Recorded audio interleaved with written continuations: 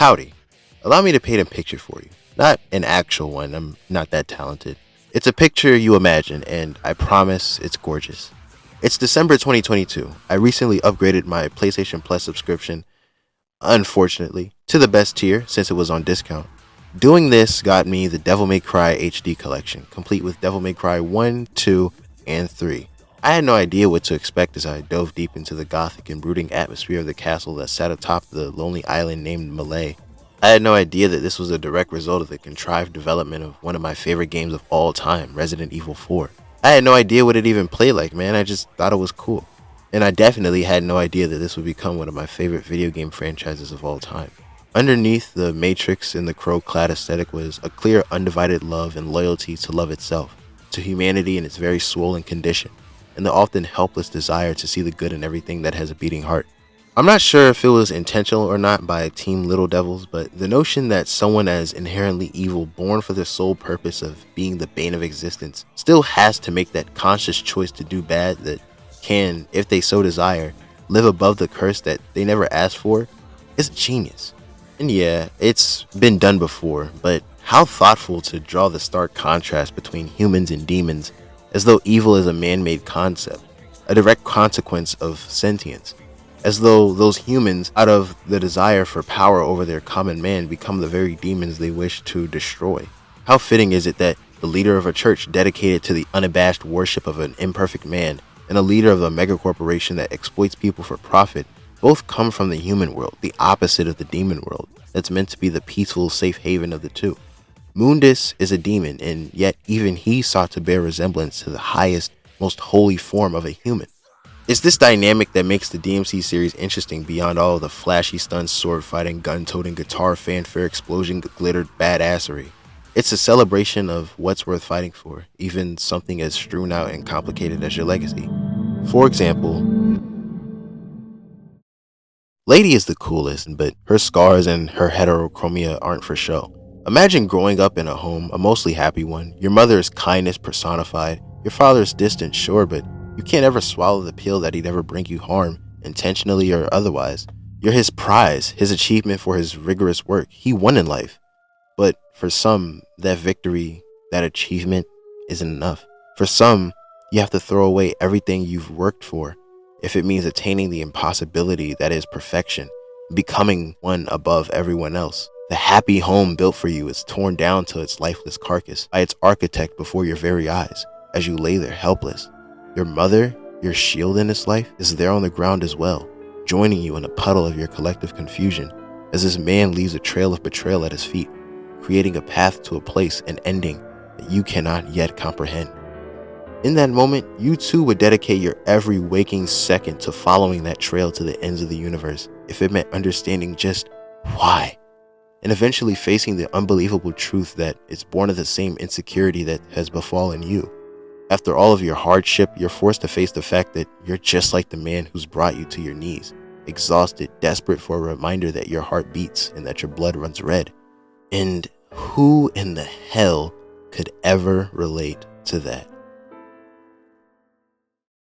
In a weird way, Dante is a lot of us. I say a lot and not all because I'd wager that not many of us are half demon with white hair and a traumatic past. Or maybe that latter part. Underneath that wig, a million years, is a boy with a mother who loved him and his twin brother beyond words, literally gifting them keys to the demon world. A child of impossibility, the union of a demon and a human woman, and a love blind to the difference. Growing up, you don't understand your history or all the hell your parents and ancestors endured to get to their heaven in physical form. And why would you? You're safe from all harm. Nothing can bring you pain. You're protected. And then your protector disappears. No explanation, just ripped away from you. And you're the one who's left to pick up the scraps. His past comes back to haunt you and bring your worst nightmare to reality. Your mother and brother, all you have left, the last remnants of a happy home you so desperately wish you could cling to, are reduced to ash in the living room that you once shared so many memories and so many laughs in. You'll spend the next 10 or so years longing for a purpose, being rejected from place to place because of your demon heritage. And in the last-ditch effort to salvage the absolute mess of you, you start a business that only you could run. And for crying out loud, it doesn't even have a name. Dante, for a period of time, was literally the loneliest man to roam planet Earth. Living off of a pizza and strawberry sundae diet, wallowing in a shithole, trying to pretend it's anywhere close to the last sense of security he ever had, he toys with death. He puts his life on the line for nothing, pushing the limit further and further with each sword swing, yearning for the love that made this once broken man whole. But all he can do is be that for others. He becomes a beacon of light, a knight in shining leather, a reminder that men who do good things exist. But who will save the man that wields the sword? What if the world decides he doesn't deserve its protection? And if they do, what happens when he takes protection into his own hands? Well, they got their answer. Virgil is the other side of the coin, the other half to an amulet, a legacy both he and his twin brother are forced to share. In their last moments of innocence, Dante had his mother. She reassured him that this life will be worth living. Even after everything is burned to the ground, he can rebuild with time. Virgil, on the other hand, was far away during the attack that killed his family. He called out to them in his dying moments, throwing his cries down a cold, empty hallway to no response. No one could hear him scream, no one could hear him cry. As his vision failed him and his eyes plunged him into the darkness of the void, the world showed him that no one will come to save him. The thoughts crept in that maybe he just wasn't worth saving to begin with. And if no one was going to save him, who would? That question would reverberate throughout his conscience as his lifeless body rose from hell with a vengeance. A promise that he will never be so weak as to not being able to protect himself ever again. He grabbed the sword gifted to him by his father, named after the god of death, Yamato, and killed everything that ever threatened his quest. Even his twin brother, whom he saw every day of his life in his reflection, would fall victim to his desire for the one thing he never had: power. Nothing, reminiscent of the past or otherwise, could stop this man from attaining what would drive him to insanity, and eventually his inevitable demise. It's basic writing, but Dante kept his demons at bay, while Virgil unleashed them upon the entire world. Still, the both of them shared a unique unhappiness, having to repress parts of themselves to live, in their eyes, normal lives. And had they had one another, they would have found a balance of the two. Luckily, for once, fate did them a favor. Nero is easily my favorite character in Devil May Cry. He knows he isn't God nor the Grim Reaper. His value isn't placed in what he can do for himself, but what he can do for others.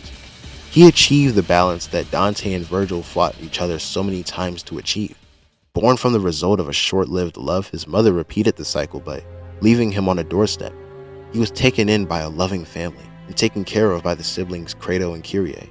Though he stood out, they raised him as his own, protecting him from the world that deemed him evil before he had a chance to do any good. It was through them he had a chance to learn the importance of protecting others. It was because of him that Dante, after all these years, found purpose and reason in what he does, after feeling it slip away from his grasp day by day. Because of him, Virgil finally embraced his humanity, his family, and the fallacy of his lust for power. Nero, like it or not, is the quarterback of Devil May Cry, the man who has and will be the one to send off this universe, and us with the knowledge that it's not a clean visage and friendly demeanor that makes you human. It's not wealth or immense inconceivable power. It's the presence of a heart that can love another person, a human, and a spirit that will fight like hell for them. And that's about all I have to say. I really wanted to make a Devil May Cry video for a long time, and I've really been trying to wrap my head around how to approach it, but I think I've finally got it down. There's so much genius about Devil May Cry that I feel like goes unspoken in regards to its writing, maybe because everything else literally just overshadows it, but I feel like Devil May Cry has the legs to be a really emotionally investing and story-focused, should I say, adaptation. Whether it be a movie or a game or anything of the like, it would genuinely resonate with people. To have this stark parallel between humans and demons, and to have them showcase that you're not born a certain way. You decide what you do in this life. You decide the kind of person you are going to be. And I think that's a beautiful story that can carry the Devil May Cry series into its end at some day. But that's all I have to say. If you like the video, please like, subscribe, share, comment what you thought about it, do all those great things. I'm making this video in light of the new Devil May Cry anime on Netflix. It's not really an anime, but you know, it's just been called that, so I'm referring to it as an anime. Penis, pussy, dick. No, well, you know, life happens, but I don't know if I'll do a video on that. Probably not. But anyway, that's all I have to say about Devil May Cry. Capcom, hurry up with that next game, please. All right. Anyway, bye. That's all I have to say. Take care.